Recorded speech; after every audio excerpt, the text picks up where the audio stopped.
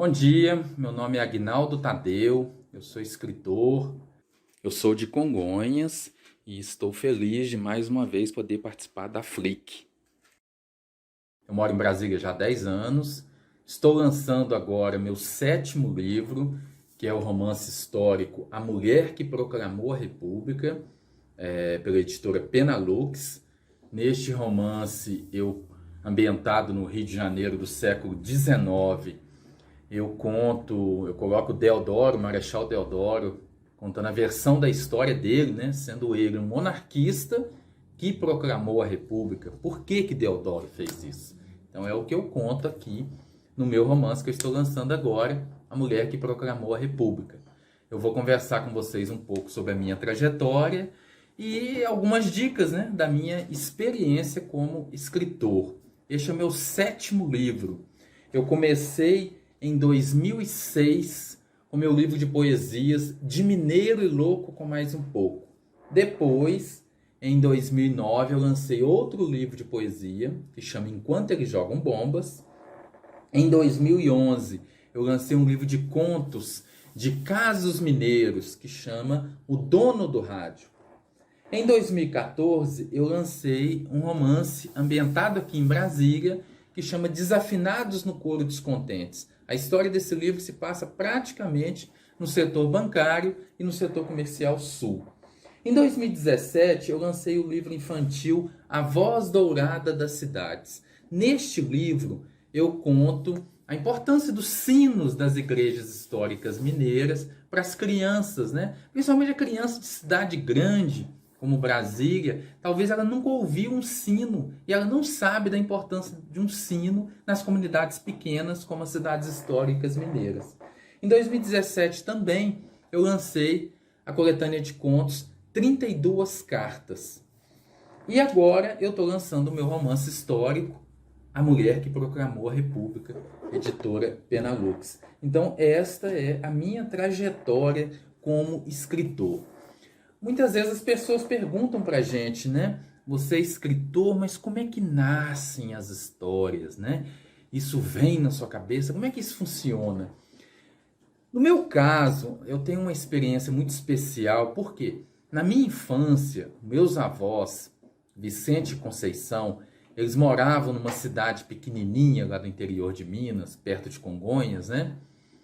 Que se chama Lamim, que é uma típica cidade do interior de Minas, de 5.000 habitantes. Mas um detalhe, meus avós moravam na roça, moravam num sítio. E naquela época, eu estou falando dos anos 80, não tinha Instagram, no Facebook, WhatsApp, internet, computador, televisão, geladeira. Para resumir, não tinha nem luz. Parece que eu estou falando do século XIX. Não, estou falando dos anos 80. Parece tão distante da gente, do século XXI, né? Na casa dos meus avós não tinham luz. Aí a gente fica pensando assim, gente, não tinha recurso de comunicação nenhum. Mas era, ao mesmo tempo, um ambiente tão comunicativo. Por quê? Porque todos os dias a família se reunia ao redor do fogão a lenha para contar e ouvir histórias. E foi assim que eu passei a minha infância, ouvindo, absorvendo essas histórias contadas ao redor do fogão a lenha. Aí mais velho eu pensei assim, gente, vou tentar resgatar essas histórias. E foi o que eu tentei fazer aqui no meu livro de Casos Mineiros, O Dono do Rádio. Então aqui no Dono do Rádio, a gente tem realmente personagens que existiram, histórias que aconteceram e muita coisa inventada pelo escritor.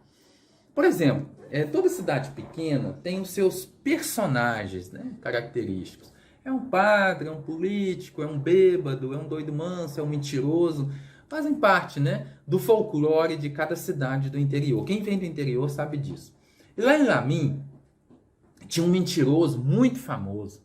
Esse mentiroso chamava Totão e Vicente. Eu vou lembrar aqui um trechinho do conto do Totão e Vicente, que tem várias histórias, né? Eu vou lembrar uma história dele. É mais ou menos assim. Ô, compadre Totônio, só tem pescado muito? Ô, compadre Nertinho, não tem pescado muito, não? Uai, Totônio, mas o que aconteceu? O senhor gostava tanto de pescar? Ah, compadre, gostar de pescar nós gosta. Mas tô andando muito sem tempo, sabe? Muito serviço na roça. Mas sabe a gata lá de casa, a Perpétua? Ah, a Perpétua tem pescado com a beleza. Como é, Totonho? É gata mesmo, gata bicho? É, compadre, é aquela gatinha maiada que eu tenho lá em casa. Você já deve ter visto ela, Perpétua. Ah, Totonho, o senhor tá falando que a gatinha boba que fica deitada nos pés do senhor o dia inteiro lambendo patinha? É, compadre, ela mesmo é a Perpétua, mas não é boba não, mais esperta que nós. Ah, compadre, gata esperta eu até já vi, né? Agora, gata que pesca é demais, né? Ô, compadre Nertinho, deixa de ser incrédulo, homem. Essa gatinha sempre me acompanhou nas pescadas e de tanto ver a minha destreza para pegar peixe, prendeu, ué. Bicho também aprende as coisas, ué. Assombrar porco, Totônio. Ô, Nertinho, você tem que ver que bonitinho. A Perpétua mesmo pega a minhoca, coloca no anzol, pega a linha, amarra na patinha, senta na beirada do rio e pesca. Tem uma paciência. Imagino, compadre. Você só não pode ficar espiando ela, porque senão ela fica com vergonha e não pesca, sabe? Sei, compadre. Na verdade, a única coisa que Perpétua não aprendeu ainda foi amarrar a linha no anzol.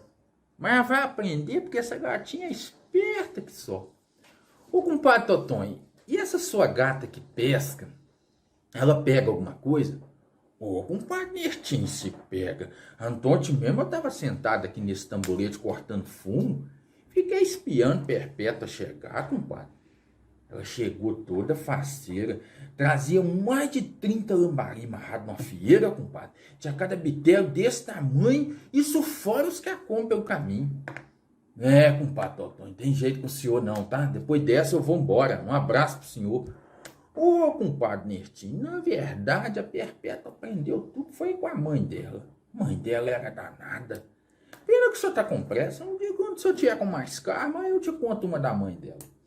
Então, gente, era esse tipo de história que eu ouvia à beira do fogão a lenha na casa da minha avó e que eu tentei resgatar aqui no meu livro de casos mineiros, O Dono do Rádio. Essa história é a história do Totonho Vicente, o mentiroso. Aí muitas vezes as pessoas perguntam pra gente, né? Se esses personagens que a gente cria, se são reais, se são fruto da cabeça da gente. Eu costumo dizer o seguinte, a minha mãe é costureira. Hoje ela tá mais velha, tá desanimada, mas quando a minha mãe era mais nova, a minha mãe gostava de fazer aquelas coxas de retalho colorido, aqueles tapetes de retalho, não sei se vocês conhecem. E às vezes a minha mãe passava o dia inteiro rodando a cidade atrás desses retalhos para poder fazer os seus tapetes, as suas coxas. E eu acho, sinceramente, que o meu ofício de escritor é muito parecido com esse ofício de costureira da minha mãe. Porque o escritor também, ele fica atrás dos seus retalhos. E onde que estão esses retalhos? Para todo lado. Nos livros que a gente lê, nas músicas que a gente escuta, nos filmes que a gente vê, no que a gente vê nas ruas, nos personagens, naquilo que a gente vê, naquilo que a gente sente, naquilo que a gente vive. Os retalhos estão por aí. Então, aquilo que a gente constrói, a nossa obra, ela é uma coxa de retalhos, ela é uma mistura de realidade e ficção. Por exemplo, nesse meu livro que eu estou lançando agora, A Mulher que Proclamou a República, aqui você tem personagens reais de história com H, como o Marechal Deodoro da Fonseca, como Dom Pedro II, com todo o embasamento histórico daquele século XIX, como você tem também diversos elementos de ficção. Na verdade, essa história, acima de tudo, é uma obra de ficção com embasamento histórico. Então é uma mistura de quê? De ficção e de realidade. É uma coxa de retalhos. As pessoas muitas vezes perguntam pra gente também se o que a gente escreve é tudo autobiográfico, é o que a gente viveu, ou a gente está falando da gente.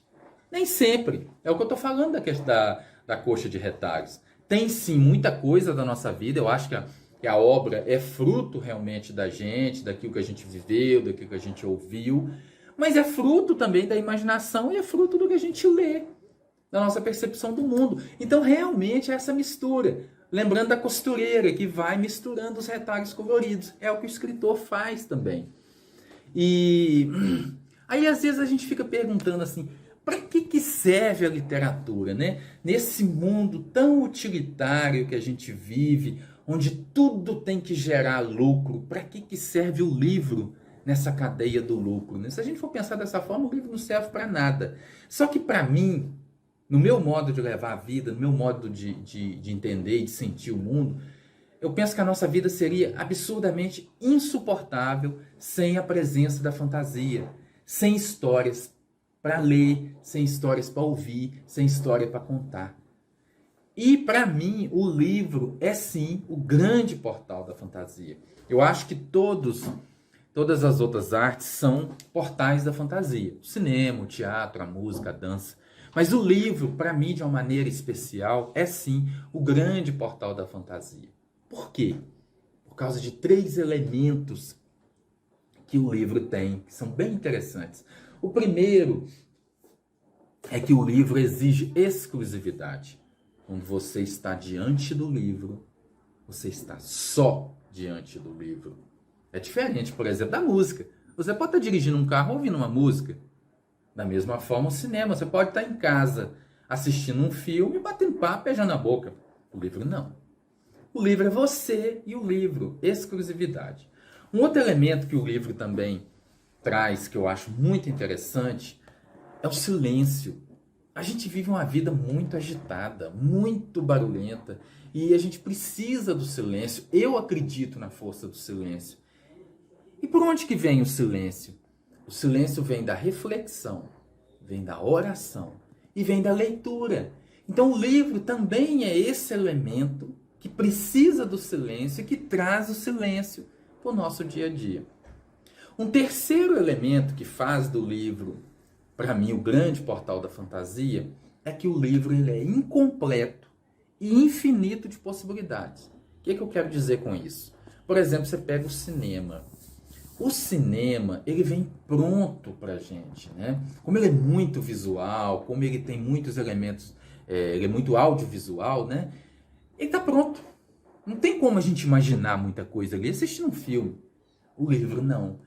Como o livro ele é só texto, ele não tem imagens, ele não tem esse aspecto visual, a gente fica imaginando. Então a gente está lendo aqui sobre o Deodoro, aí você fica imaginando a roupa do Deodoro, o jeito do Deodoro, os gestos do Deodoro. Da mesma forma, você fica imaginando como é que era aquele gabinete do Deodoro no século XIX. Então, o livro te permite imaginar, construir, fantasiar, criar junto com o autor. O leitor também cria. Então, o livro é infinito de possibilidades. Por causa desses elementos, a exclusividade, o silêncio e ser infinito de possibilidades, para mim o livro é sim o grande portal da fantasia. Uma coisa que perguntam muito para a gente é o seguinte: as pessoas às vezes acham que o escritor, como é que vem a inspiração, né? Como vem a inspiração para o escritor? Às vezes as pessoas pensam assim, que o escritor é aquele sujeito que senta numa cadeira, bota as mãos no rosto e vem a inspiração, baixa o santo. Não é bem assim, não. Primeiro, você tem realmente que estar sentado, bunda na cadeira, trabalhando. E o segundo elemento é a sensibilidade. Seja sensível ao mundo à sua volta. Lembra das coxas de retalho? Lembra dos retalhos? A gente precisa correr atrás desses retalhos. E para mim, as músicas, as cores, as formas, os textos estão por aí, voando sobre a cabeça da gente. Só a sensibilidade é que permite essa inspiração vir para a gente produzir a nossa obra. Então, a pessoa que é muito prática, muito utilitária, que vive pensando em dinheiro, status e poder, ela tem muita dificuldade de perceber, ser sensível à poesia do mundo à sua volta. O escritor precisa ver os elementos do dia a dia com olhos de poesia. Como é que ele consegue isso? Sendo sensível ao mundo à sua volta. Então a inspiração vem da sensibilidade e vem também de você estar sentado trabalhando, né? 10% de inspiração, 90% de trabalho. Para ilustrar isso que eu estou falando, eu vou trazer aqui uma poesia que está no meu livro De Mineiro e Louco com Mais um Pouco. Essa poesia chama Café de Rapadura e eu fiz lembrando também da casa dos meus avós, lá na roça, lá em Lamim, que eu passava a minha infância. Café de Rapadura. Um gole de café e tanta coisa na cabeça. Um gole de café e tanta coisa para lembrar. Biscoito de polvilho, canjiquinha com pimenta. Cachaça com torresmo e aquela broa de fubá. Sentado no fogão a lenha, tomando café de rapadura. São casos de assombração e tanta história para lembrar. Um balaio no canto da cozinha, os pés de moleque escondido na despensa, os tentos sobre a mesa e as cartas para jogar. Atrás da porta velha viola, dentro do baú reluzente pandeiro, nossa turma já vem chegando e os lambaris são para fritar. Um gole de café e tanta coisa na cabeça. Um gole de café e tanta coisa para lembrar. Essa poesia se chama Café de Rapadura e está no meu livro De Mineiro e Louco com Mais um Pouco. Aí, se a gente for dar uma olhada na letra dessa poesia, né? O que nós temos aqui? Café de rapadura, canjiquinha com pimenta, broa de fubá, torresmo, baralho, viola. Elementos do nosso dia a dia, que a sensibilidade do escritor de ver poesia nesses elementos do dia a dia consegue transformar isso numa obra de arte. Então é isso que eu estou falando para vocês. A inspiração vem da sensibilidade. As pessoas às vezes perguntam para a gente se existe livro ruim, por onde a gente deve começar, né, a ler. Para mim não existe livro ruim. Ruim para mim é não ler. O importante é você ler, comece a ler. Leia tudo que cair nas suas mãos. Quanto mais você lê, né? Primeiro você vence a resistência de ler. Depois, isso cria um hábito da leitura. Do hábito vem o prazer. E do prazer vem a paixão. Aí quando você chega nesse momento da paixão pelo livro, você não consegue mais sair de casa sem um livro debaixo do braço. Inevitavelmente, quanto mais você lê, você vai chegar nos clássicos. E o que é um clássico? Um clássico é aquele livro que você lê, você bota a mão na cabeça e fala, gente, como é que esse cara fez isso? É ao mesmo tempo tão simples e ao mesmo tempo tão fantástico. Um clássico é um livro que você lê hoje, ele muda a sua vida. E daqui 10 anos, se você voltar nesse livro, você vai arrepiar de novo. Porque ele é um livro atemporal. Ele é um livro para séculos. Isso é um clássico. Então, pior do que o livro ruim é não ler. Leia. Leia todos os dias. Que de forma inevitável, você vai chegar nos clássicos. E esses livros, os clássicos, eles transformam a sua vida. Agora eu quero fazer uma lembrança aqui muito interessante a respeito do autor nacional. Às vezes a gente vive na literatura, né?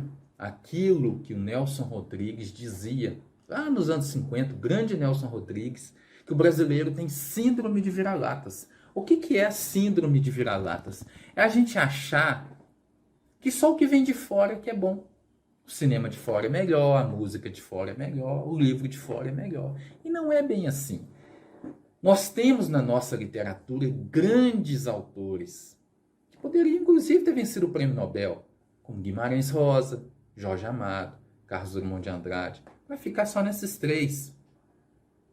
E estes autores nacionais, eles têm uma grande vantagem, porque o autor nacional é aquele que fala da nossa gente, da nossa terra. O livro nacional é o que tem o nosso cheiro e o nosso gosto. Vamos valorizar a nossa obra. É muito interessante a gente conhecer Dublin, na Irlanda, com James Joyce. Ah, mas é muito legal a gente viajar por Minas com Adélia Prado. Então vamos valorizar o que é nosso também. Para ilustrar isso que eu estou falando, eu vou trazer aqui a poesia título do meu livro, De Mineiro e Louco com Mais um Pouco. Ela é assim.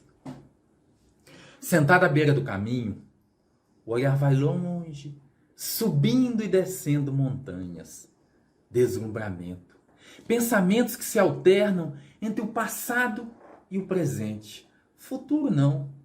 Futuro é coisa de gente moderna, preocupada demais com a vida para ter tempo de viver.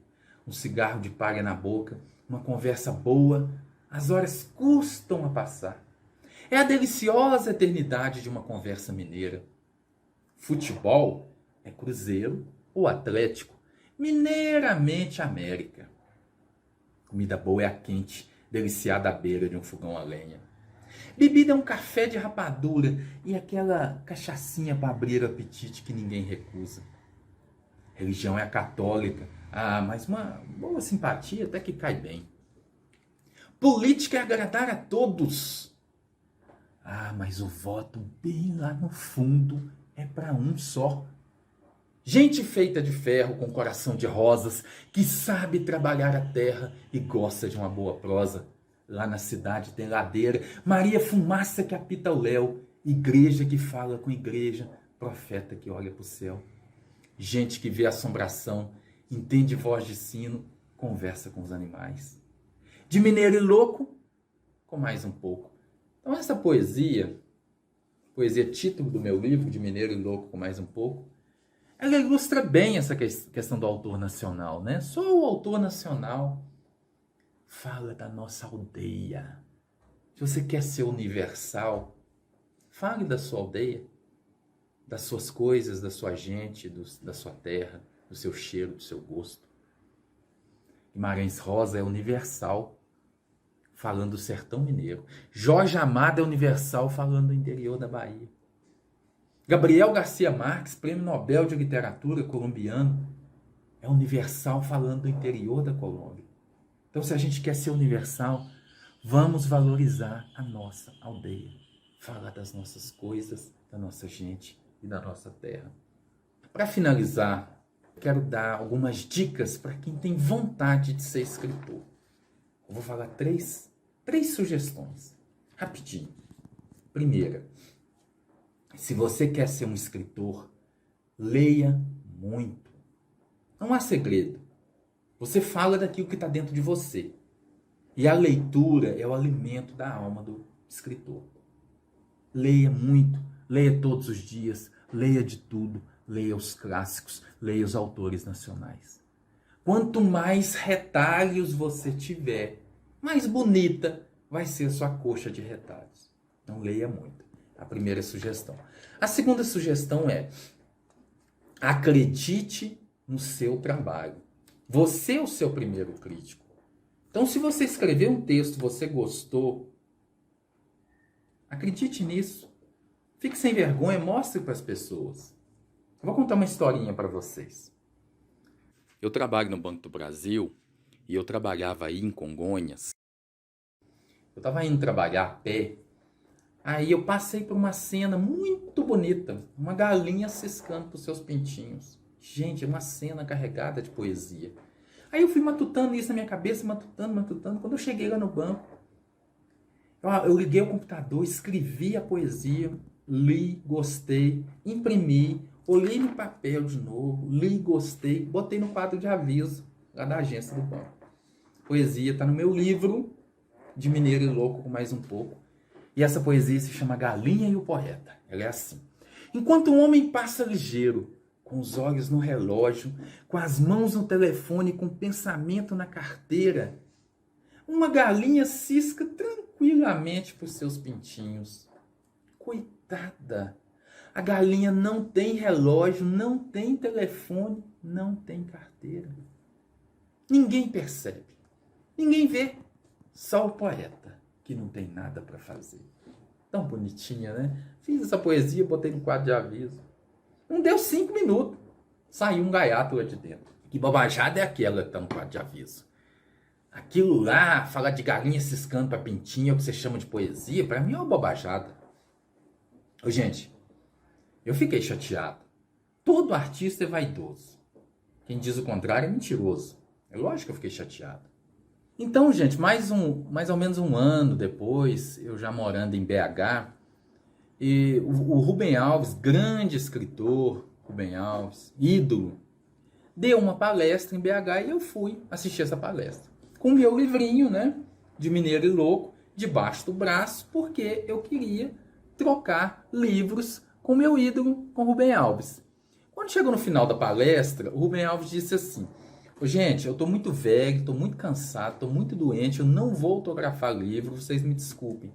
Eu pensei assim, gente, que pena, né? Mas aí, quando eu estava saindo lá do Palácio das Artes, eu olhei para trás e vi que a turma do gargarejo estava lá. "Ô, Rubem Alves, pega na minha mão. Ô, Rubem Alves, tira uma foto comigo." Eu pensei assim, gente, eu vou lá também. Aí eu fui, né? Estiquei o braço na beirada do palco. "Ô, Rubem Alves, meu livrinho." Entreguei para ele, sem expectativas. Aí, gente, passado mais ou menos uns 15 dias, eu recebi um e-mail do Rubem Alves dizendo assim: "Li o seu livro e adorei, principalmente uma poesia que chama Galinha o Poeta. Só um poeta mineiro para ver poesia numa galinha ciscando para os seus pintinhos." Oi, gente, foi um golaço, porque a coitada da poesia nasceu criticada e depois ela foi elogiada por um grande ídolo, Rubem Alves. E olha que interessante, passado mais alguns anos, eu entrei no Google por curiosidade, digitei, né, de Mineiro e Louco com mais um pouco. O que eu achei lá? Eu achei assim, Rubem Alves As Galinhas. Aí eu entrei para ver. O que o Rubem Alves tinha feito? Ele fez uma crônica chamada As Galinhas, onde ele fala de autores que tiveram a coragem de colocar a galinha na sua obra. Aí ele fala de Manuel de Barros, Luiz Fernando Veríssimo, Adélia Prado e o Aguinaldo Tadeu. Ou seja, me colocou no meio desses gigantes da literatura brasileira e eu me senti honrado. O que eu quero dizer para vocês? Essa poesia, A Galinha e o Poeta, nasceu criticada, depois foi elogiada pelo meu grande ídolo, compensou toda a crítica. Por quê? Porque eu acreditei no valor daquela poesia. Então é o segundo elemento que eu estou falando para vocês. Acredite no seu próprio trabalho. E o terceiro elemento é, se você quer ser um escritor, tenha prazer, tenha alegria, tenha amor pelas histórias, né? Goste de contar e de ouvir histórias. Porque são as histórias que dão razão a tudo. A nossa vida seria insuportável sem a presença das histórias. Então goste de contar histórias. Então se você quer ser um escritor, leia muito, acredite no seu trabalho e goste de contar histórias, de ler e de ouvir histórias. Para encerrar, eu quero deixar 2 pedidos para vocês. Pedido número 1.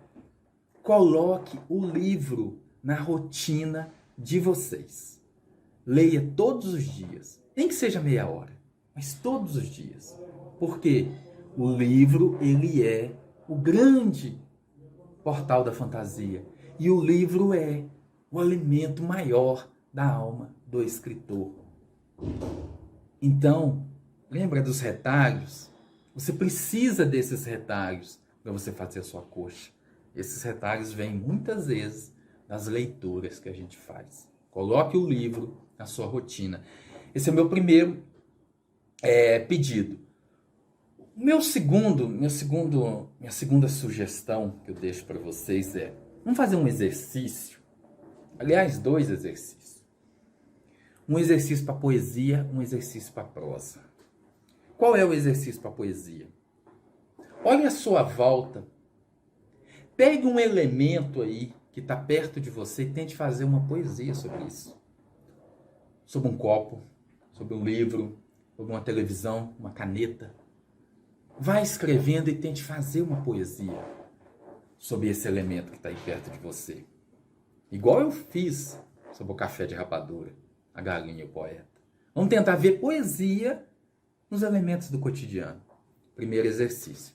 Segundo exercício que eu proponho para vocês, que é o exercício para prosa. Vamos imaginar o seguinte. E se qualquer coisa?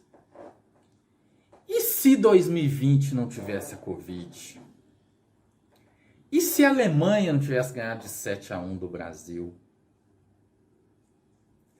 E se Getúlio Vargas não tivesse dado um tiro no peito?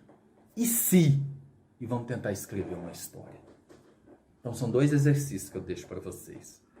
Um de poesia e um de prosa. Então, gente, vamos acreditar na força das histórias, na força dos livros. Esse é o recado que eu deixo para vocês. Muito obrigado. Meu nome é Aguinaldo Tadeu.